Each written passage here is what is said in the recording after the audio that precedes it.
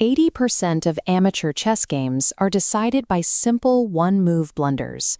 Memorizing complex opening theory does little to help if a player's still losing pieces to basic tactical errors.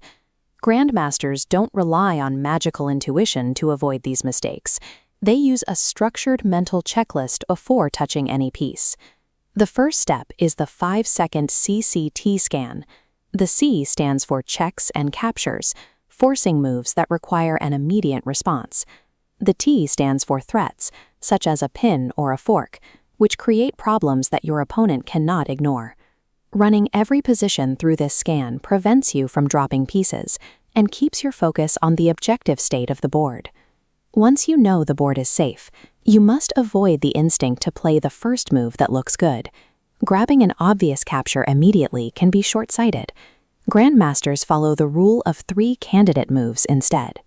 You find a good move, then spend 30 seconds searching for 2 alternatives. This forces you to compare a safe move, an active move, and a tactical move. By enforcing this comparison, you stop playing based on emotion and start making decisions based on objective value. Beginners often play hope chess, calculating long fantasy lines that only work if the opponent makes a mistake. The 2-ply calculation method is the correction for this habit. You look at 3 steps: your move, your opponent's absolute best reply, and your immediate answer.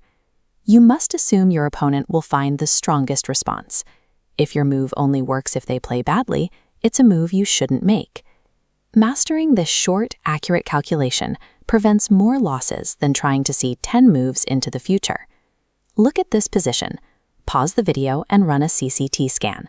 Find 3 candidate moves and use 2-ply calculation to find the solution. The correct sequence starts with the most forcing move, accounts for the best defensive reply, and finishes with the win. Sometimes a CCT scan shows no tactics or forcing moves. Amateurs often invent risky attacks to make something happen. Instead, use the 15-second positional rule. Identify your worst-placed piece. Move it to a better square, like a central outpost connecting your rooks. Improving your weakest piece maintains your position until a tactical opportunity eventually appears. These mental habits only become automatic through daily practice away from the board. You can build this discipline in 20 minutes a day. Spend 5 minutes solving blind puzzles and 5 minutes running rapid CCT scans. Use the final 10 minutes guessing master game moves and reviewing your own games to find calculation failures. Strong players don't always find the most brilliant moves, but they consistently avoid the bad ones. This is the sequence: scan CCT, shortlist 3 moves, calculate the 2-ply response, and if the board is quiet, improve your worst piece. Following this process consistently makes your play more disciplined and ensures your moves are based on logic rather than hope.